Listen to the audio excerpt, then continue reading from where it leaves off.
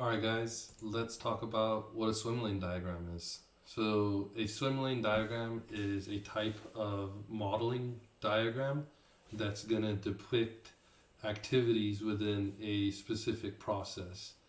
You can similarly use like a use case, which writes out the various paths in text format where you have numbered numbered steps, step 1, step 2, or step 1.2, 1.3, based on the variations.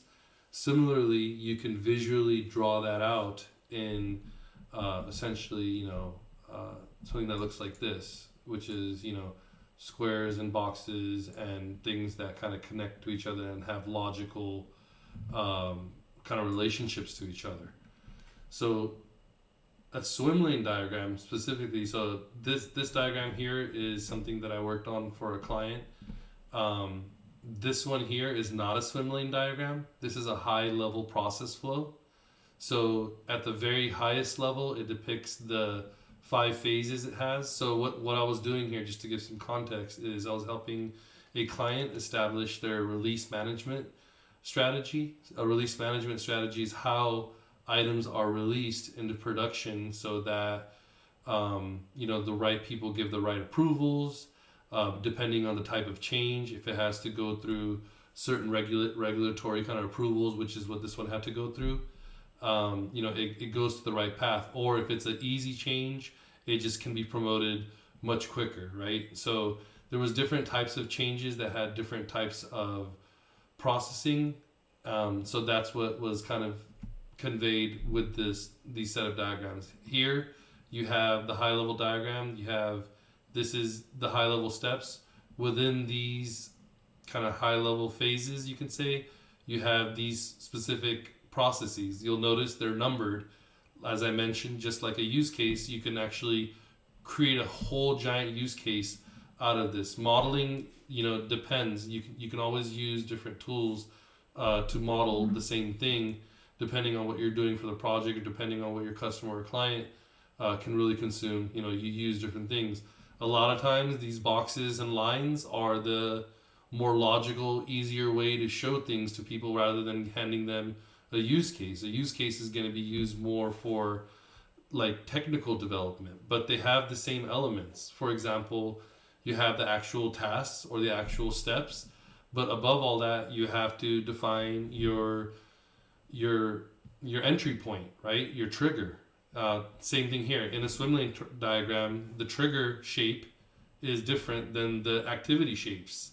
Okay, so in here you're going to use shapes to depict different types of elements.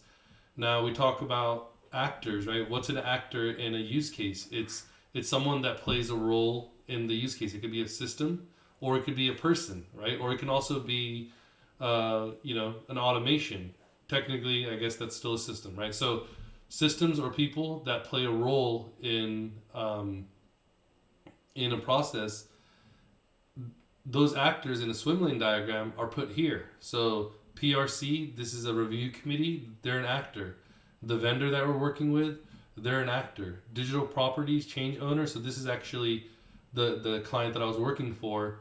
This is their activities. See, they have this swim lane. So these swim lanes kind of depict who's doing what. And then you place the various activities throughout it. A swim lane diagram can also have breaks like this. These breaks are technically phases within the process. So this process is called ITCR, which is a change request, an IT change request, a major process. So this is a major request, which is, they determine it here. So first it's in a new state, and you'll see, so when they actually save it or move it to an assessed state, then in the assessed state, you do these things, justification and planning. So to do justification and planning, you had to have all of these documents. These are document shapes here.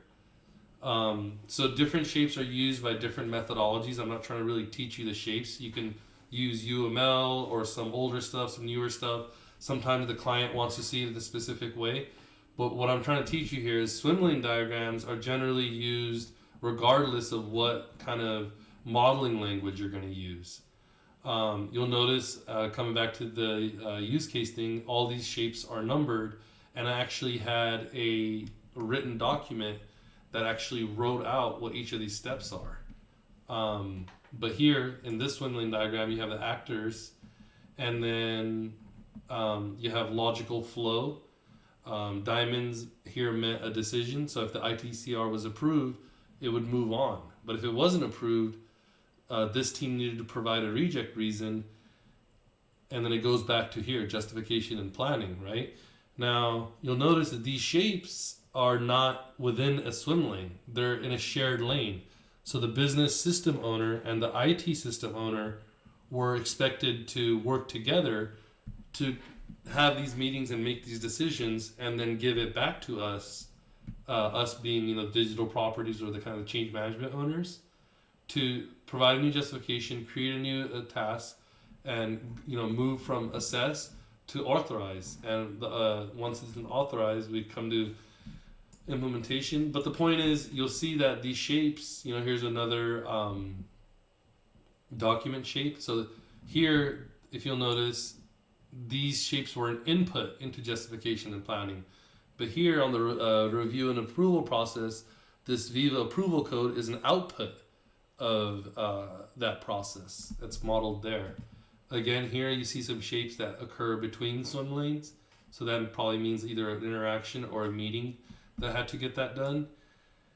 And you'll see the numbering, and eventually you get to, an ITCR closed, kind of so this is the end of the process there.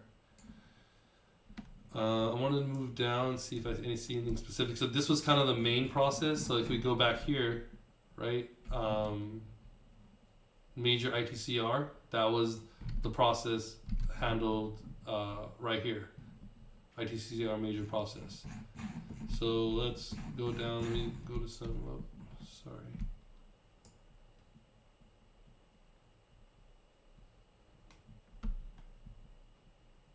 So here's a really simple swim lane. This is domain access acquisition process. If they had to build a brand new website, this is how it was built. Anything that you do that's a business process can definitely be captured in swim lane as a diagram like this. I was looking for sub-process callouts, but I guess I didn't do any here. So everything basically, so sometimes you can have shapes that call into different processes, but I really didn't do that here because essentially I have this high level diagram that kind of maps everything out, and it has the number ordering too. So that is what a swim lane diagram is. The swim lanes are just essentially the actors within the process, and then you can use the shapes to model who does what and where. Cheers.